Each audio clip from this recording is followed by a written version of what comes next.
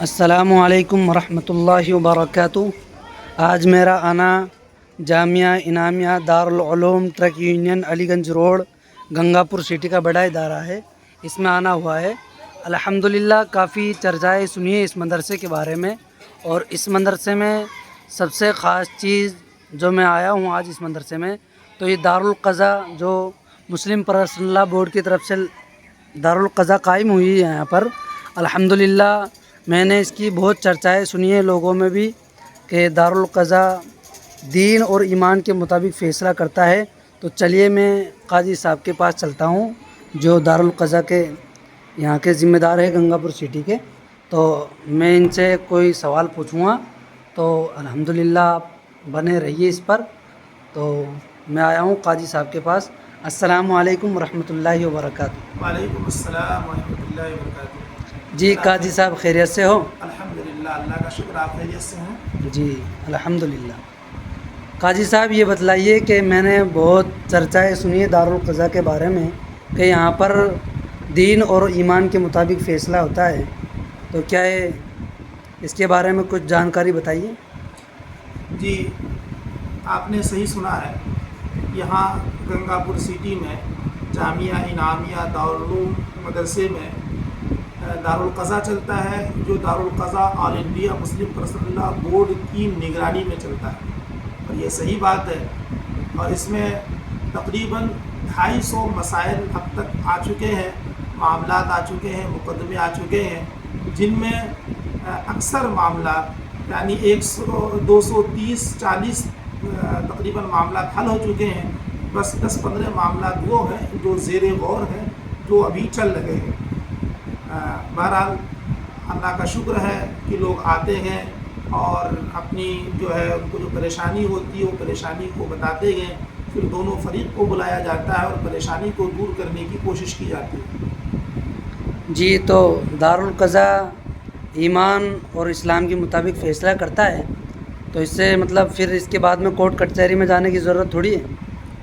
دیکھیے، ہم جس ملک ہندوستان میں رہتے ہیں یہاں پر عدالتیں چلتی ہیں، سرکاری عدالت ہے، کورٹ کچہری ہے، اور ظاہر سی بات ہے انسان وہاں جا سکتا ہے، لیکن عدالتیں ابھی کچھ سال پہلے ہمارے چیف جسٹس نے بھی کہا تھا کہ عدالت اپنی جگہ ہے، لیکن اگر انسان اور فریقین اپنے معاملات کو عدالت کے باہر ہی حل کر لے تو یہ زیادہ بہتر ہے، اس لیے کہ عدالت میں معاملہ آنے سے عدالت پر ایک بوجھ پڑتا ہے، اور عدالتوں میں پہلے ہی کروڑوں معاملات ایسے ہیں جو پینڈنگ پڑے ہوئے ہیں، ان کو حل کرنا ہے۔ تو اگر کوئی شخص یہاں آتا ہے، یہاں کے مطابق اور یہاں جو معاملہ ہے اور یہاں جو طریقہ کار ہے اس کے مطابق اپنا تصفیہ کروا لیتا ہے، پھر عدالت جانے کی کوئی ضرورت نہیں ہے، اس لیے کہ یہ عدالت کے بھی مخالف چیز نہیں ہے، یہ عدالت کے خلاف کوئی فیصلہ نہیں دیتا ہے دارالقضا،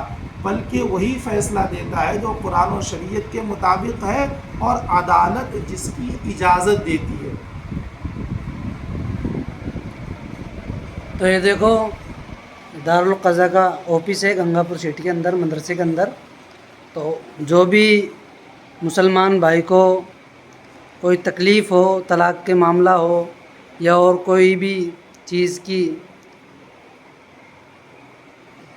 جیسے ضرورت پڑتی ہے اپن کو کوئی چیز کی، تو وہ آ کے قاضی صاحب سے مل لے، انشاءاللہ ضرور بتلائیں گے قاضی صاحب۔ اور بتائیے قاضی صاحب تھوڑا سا۔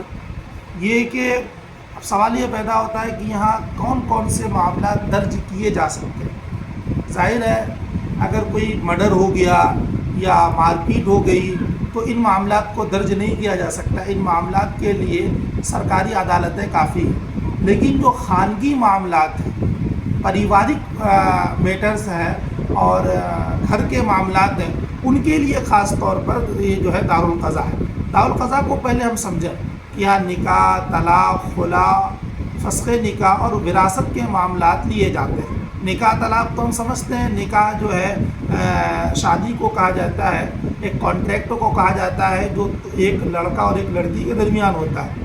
اگر کسی وجہ سے اس کانٹریکٹ کو توڑا جائے، لڑکا اگر توڑ دے تو اس کو طلاق کہتے ہیں، اور لڑکا نہ توڑے بلکہ لڑکی مطالبہ کرے اور اس مطالبے پر اور اس ڈیمانڈ پر اگر لڑکا اس رشتے کو توڑ دے تو اس کو خلا کہتے ہیں، اور لڑکی اور بیوی کے مطالبے پر اگر دارالقضا معاملے کو ختم کرے، رشتے کو ختم کرے یا کورٹ رشتے کو ختم کرے تو اس کو فسخ نکاح اور ڈیزالو میرج کہا جاتا ہے۔ اسی طرح وراثت کا جو ہے، جیسے کسی کا انتقال ہو گیا تو اس کی جائیداد کس کو کتنا ملے گی، اس کو کہتے ہیں وراثت۔ ان معاملات کو بھی یہاں درج کیا جاتا ہے، اس کے فیصلے بھی ہوتے ہیں۔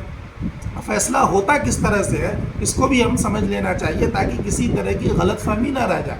فیصلہ جو یہاں ہوتا ہے، سب سے پہلے درخواست دی جاتی ہے، درخواست دینے کے بعد دوسری پارٹی سے کہا جاتا ہے کہ آپ جواب دیجئے۔ جب جواب آ جاتا ہے تو دونوں پارٹی کو، دونوں فریق کو بلایا جاتا ہے۔ بلانے کے بعد سب سے پہلی کوشش جو ہوتی ہے ان دونوں کے درمیان افہام و تفہیم کا، جس کو ہم انگلش میں کہہ سکتے ہیں کاؤنسلنگ کا، پہلے کاؤنسلنگ کی جاتی ہے، بھرپور کاؤنسلنگ کی جاتی ہے۔ کاؤنسلنگ کے ذریعے سے اگر دونوں ایک ساتھ رہنے پر، جیسے میاں بیوی ہے، ایک ساتھ رہنے پر راضی ہو گئے تو ٹھیک ہے، اور کاؤنسلنگ کے ذریعے سے یہ پتہ چلا یا میاں بیوی خود ہی کہہ رہے کہ اب یہ رشتہ چل نہیں سکتا ہے، تو پھر انہیں یہ مشورہ دیا جاتا ہے کہ اگر آپ خود ہی سمجھ رہے ہیں کہ رشتہ نہیں چل سکتا ہے تو پھر اس رشتے کو ختم کر دیجیے۔ تو پہلے کاؤنسلنگ کی جاتی ہے، رشتے کو بنانے کی کوشش کی جاتی ہے، لیکن کسی وجہ سے رشتہ نہیں بن سکتا ہے، بہت ساری مجبوریاں ہو سکتی ہیں، تو پھر وہ مشورہ ہی ہوتا ہے کہ بھائی آپسی صلاح اور مشورے سے اپنے رشتے کو ختم کر لیں۔ یہاں کا جو ہے یہاں کی کارروائی اسی طرح ہوتی ہے۔ جی قاضی صاحب، السلام علیکم۔ وعلیکم السلام۔